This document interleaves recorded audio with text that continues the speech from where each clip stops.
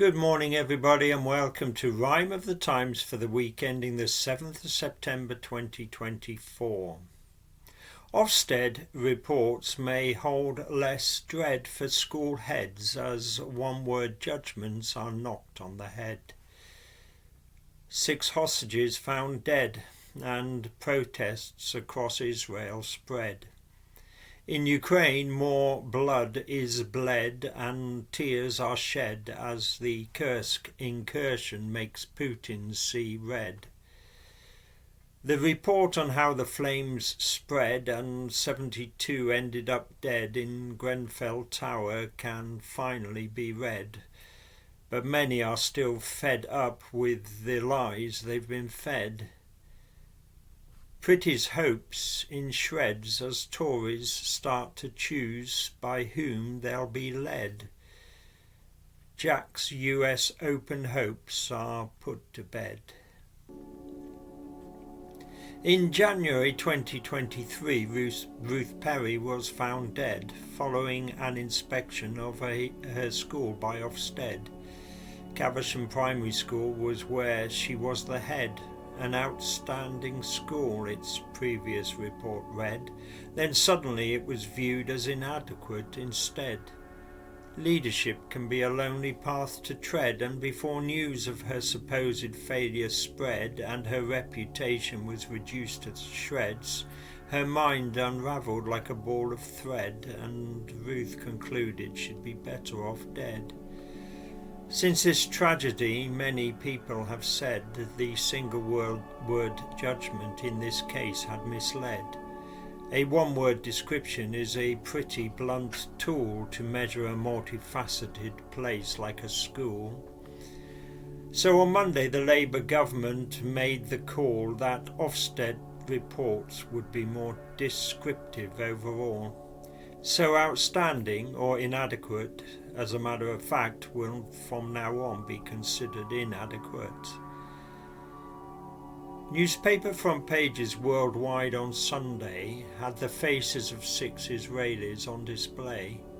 6 hostages that Hamas snatched last October, nearly a year in captivity, their lives now over.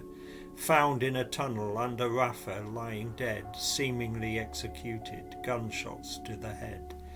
IDF soldiers had arrived just too late to save their compatriots from their gruesome fate.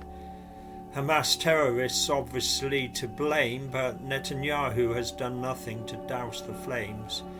Many Israelis now think the same and make the claim that their Prime Minister's stance is extending their pain. So there were protests across Israel on Monday demanding no more excuses, no more delay in getting a hostage release deal agreed. But still Netanyahu will not accede. Meanwhile, the British government, on a point of law, withdrew some of its arms support for Israel's war.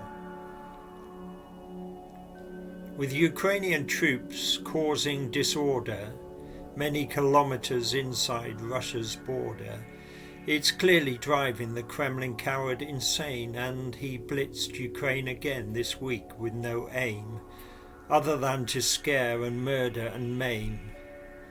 Einstein said that madness is to keep doing the same and hope a different outcome can be attained. COVID lockdowns clearly messed with Putin's brain when the history books told him how Russia's power has waned, and convinced him the old empire must be regained, starting by eliminating the state of Ukraine, something Ukraine, of course, will not entertain. On Friday, Zelensky pleaded once more for the West to help his country win this war. In Germany, in an address, he further impressed the urgency as he made his desperate request to be allowed to use weapons supplied by the West to strike the heart of Russia to ensure success, backing up their Kursk foray so audacious by disabling supply lines and military bases. The longer NATO nations keep dragging their feet, the higher the chance of unthinkable defeat. With a small c, it was quite unconservative when Sunak led the Tory lemmings to the cliff, and since the ruinous results on July the 5th, the Tory party has been reflecting on what if. What if Rishi had delayed the election day until Nigel Farage had flown away to meddle in the election in the USA and help his mate Trump keep the Democrats at bay? Then he would not have been leading Reform UK, and Tory defectors may have chosen to stay. But it is what it is. Sunak's call was a mystery. He did what he did, and the rest is now history. July the 4th, 2024, a moment distilled, the date when their party was almost killed.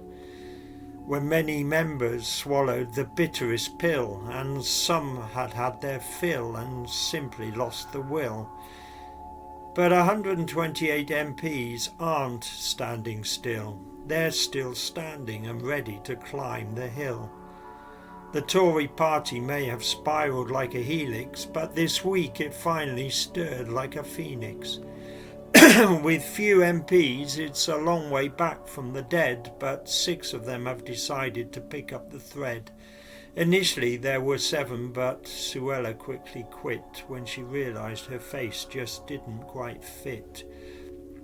So into the ring, the 6 who threw their hat were Kemi Badenoch, Mel Stride and Tom Dugan-Hatt, plus Robert Jenrick, Priti Patel and James Cleverly, the latter 2 who had both been Home Secretary. On Wednesday, the first MP's ballot took place. Patel came last, and so she's out of the race. In June 2017, the flames quickly spread higher after a faulty fridge set Grenfell Tower on fire. 72 perished, and after 7 years, a comprehensive report on the disaster is here. Released on Wednesday, with many parties blamed, once more emotions of those involved were inflamed. The government now putting a rocket up the backside of the main culprits who continued to backslide. The men's US Open semi-final on paper seemed like a certain defeat for Jack Draper, but for 2 sets the young Brit put up a fight against top seed Yannick Sinner. He was doing all right. Then nerves took a hold and things became tough. He threw up on court as he started feeling rough, and the Italian took the match 3 sets to love.